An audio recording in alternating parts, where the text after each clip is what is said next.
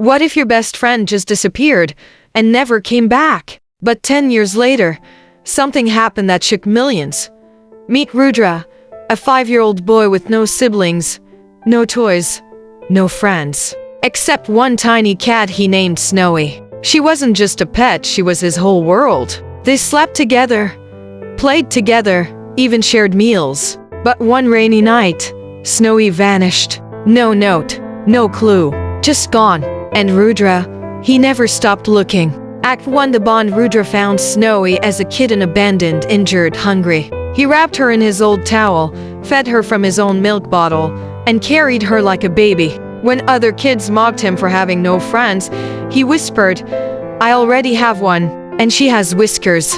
Snowy was smart, she'd come running when he whistled, jump into his arms. She'd even wait outside his school gate every day till he came back. They were inseparable. Until that night, thunder, lightning, the gate left open. Rudra woke up to an empty pillow. Snowy was gone. Act 2. The search. He searched the entire city. Posters, shelters, calls, every alley, every roof, nothing. People said, "She's just a cat, forget her." But Rudra didn't. He cried himself to sleep for weeks, kept her toys untouched, even left food by the window every night, just in case she returned. But days turned into months, months into years, and slowly, the world moved on. Except Rudra's heart, it stayed stuck in that one rainy night.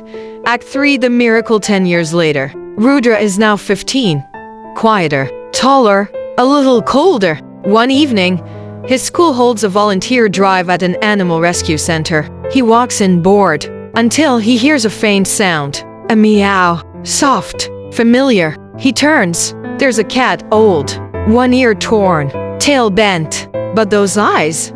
Could it be? He moves closer. The cat doesn't flinch. Instead, she runs toward him, jumps into his arms, and starts purring wildly. The shelter staff is shocked. She's never done that to anyone.